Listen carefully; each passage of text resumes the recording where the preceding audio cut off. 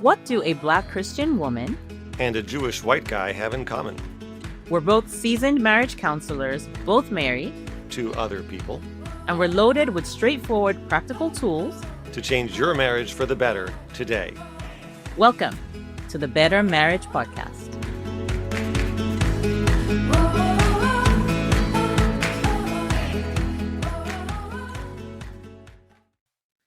Hello, everyone, and welcome back to the Better Marriage Podcast. This is Ivy speaking, and I'm here with Raffi as usual.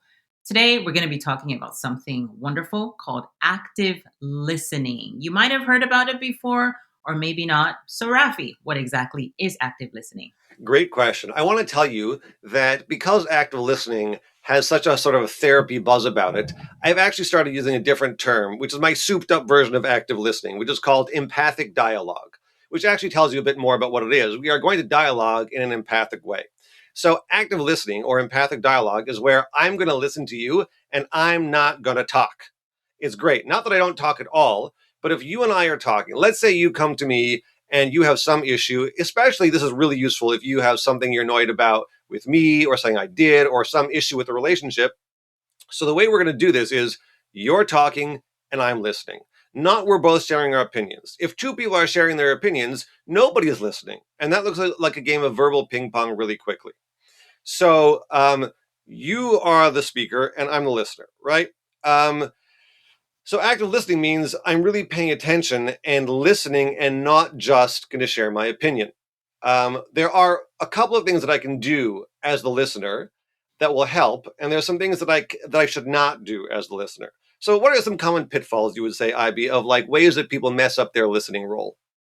They're interrupting all the time. So before the person can even get the sentence out, they're interrupting. They're not focused on what the other person is saying.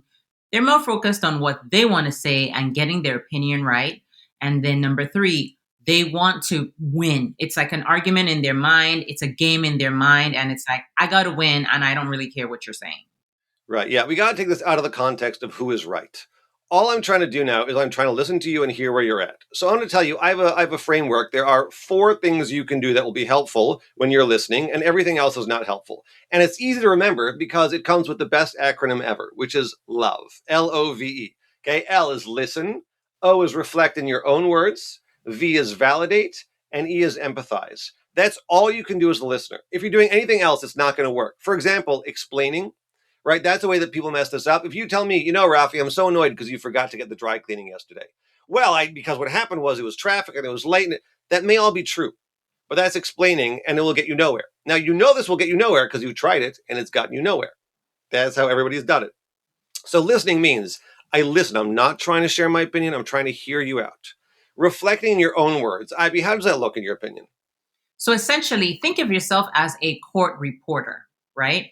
You're not interjecting. You're not putting in your own opinions. You're simply just saying what you heard your partner say.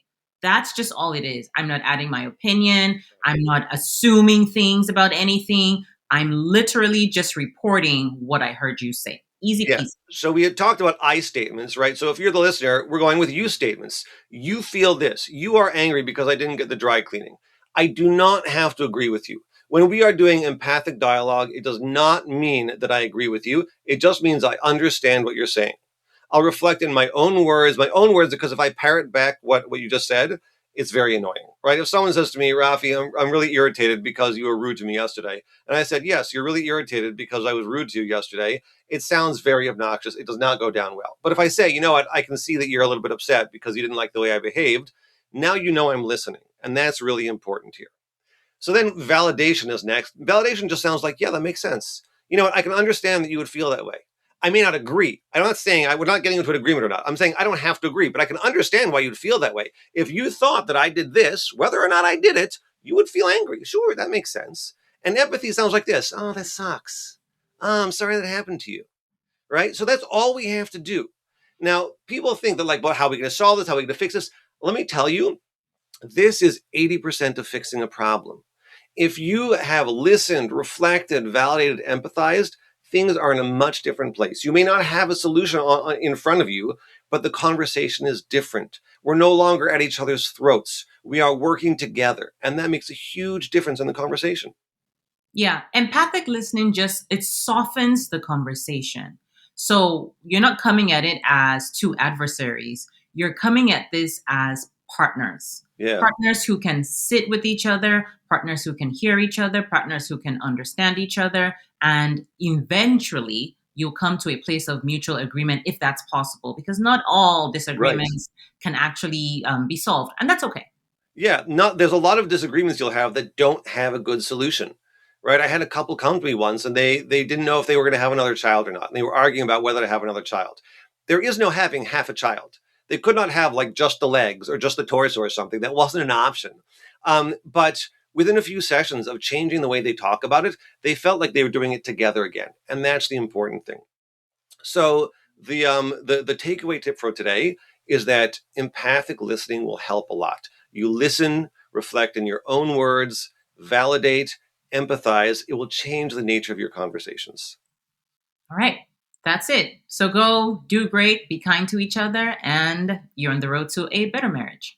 Yeah. I want to add one more thing, which is that if you are interested in learning more about this communication stuff, I have a whole book about it. It's called The Couples Communication Handbook, The Skills You Never Learned for the Marriage You Always Wanted. So if that sounds interesting, I'm going to put that in the show notes. If by the time you're hearing this, I've figured out how to do that. And it goes through all the stuff about empathic dialogue with lots more useful tips. You can check it out at thecommunicationbook.com. If you like listening to me talk, there's 7 hours and 29 minutes of that in the audiobook. And you can get the first 2 chapters for free at the website. So I hope that's helpful to you. I hope this tip is helpful. And we'll see you next time on the Better Marriage Podcast.